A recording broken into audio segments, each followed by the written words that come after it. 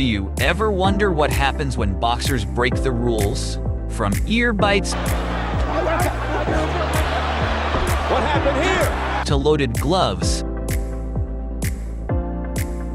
boxing has seen its fair share of outrageous moves. Stick around because we're about to dive into the top 10 banned moves in boxing that will make you question how far some fighters will go to win. Remember when Mike Tyson said, Happened. Everybody has the game plan until they get punched in the face. yeah, he wasn't kidding. Boxing is a sport of skill, strategy, and discipline. Banned moves that are completely banned in boxing. And wait till you hear about the one that almost cost Mike Tyson his entire career. But first, we have to start with a move so outrageous, it almost ended a man's career for good. In 1997, the undisputed king of chaos in the ring was Mike Tyson. He'd been the youngest heavyweight champion ever and had a reputation for being unstoppable. But in his rematch with Evander Holyfield, he took things way too far. You see, during their fight, Tyson did something no one could believe. He bit off a piece of Holyfield's ear. Yeah, you heard that right. Biting in boxing, Tyson was disqualified immediately and lost his license, though it was later reinstated. Holyfield said Tyson bit him to avoid a knockout. Tyson was fined £3 sterling million for his actions. Talk about going too far. It was like something out of a gangster movie, right? Well, for Antonio Margarito, it was all too real. During a fight against Shane Mosley, Margarito's trainer noticed a strange powdery substance on his hand wraps. Turns out, it was plaster of Paris, which hardens when wet. Margarito's hands were rewrapped, and he lost the fight. Later, previous wins, including one against Miguel Cotto, were called into question. Margarito got a 1-year suspension. His trainer admitted it was a mistake, but the damage was done. He said, "I don't want this young man to have his problems," Capetillo said. "I take full responsibility.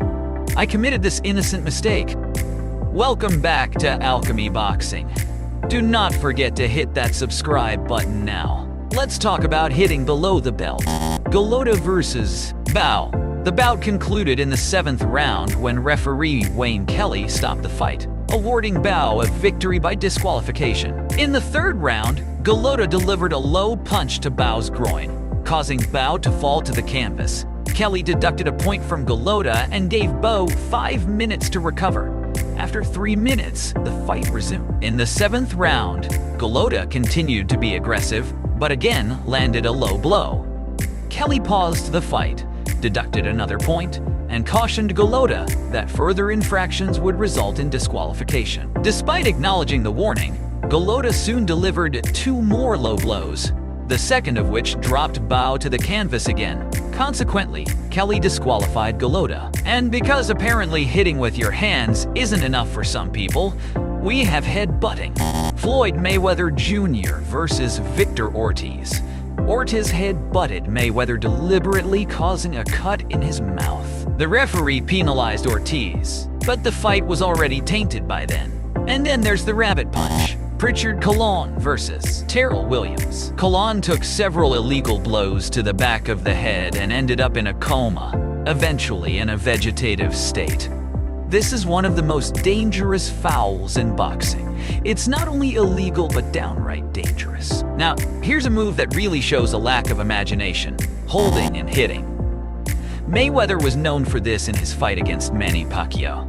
He kept holding and wrestling Pacquiao, making the fight less exciting. This move can lead to penalties or disqualification if done excessively.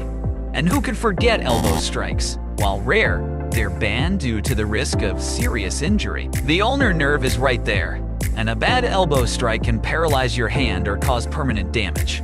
Not something you want in the ring. Speaking of sneaky, how about stepping on an opponent? It's dirty and can lead to severe penalties if caught. It's another tactic that has no place in the ring and is strictly prohibited. Kicking, yes, you heard that right. Riddick Bowe versus Larry Tiller. After the referee called an end to the round in retaliation to a jab after the bell by Bowe, Tillery kicked Bowe 3 times. Tillery was pulled backwards over the ropes and onto the floor by Bowe's manager, Rock Newman. Tillery was disqualified for a flagrant kick, lastly hitting an opponent while they're down. Benny Leonard versus Jack Britton. Leonard hit Britton while he was down, leading to his disqualification. Rumors flew that Leonard did it on purpose to get out of the fight. These moves are banned to keep boxing fair and safe. Breaking the rules not only puts fighters at risk, but also tarnishes the sport's integrity. So, next time you're watching a match, remember these moves and why they're off limits. Boxing's about skill and strategy, not dirty tricks. If you enjoyed this video, hit the like button and subscribe for more boxing insights. And don't forget, the next time you watch a fight, you'll know exactly what's going on behind those gloves.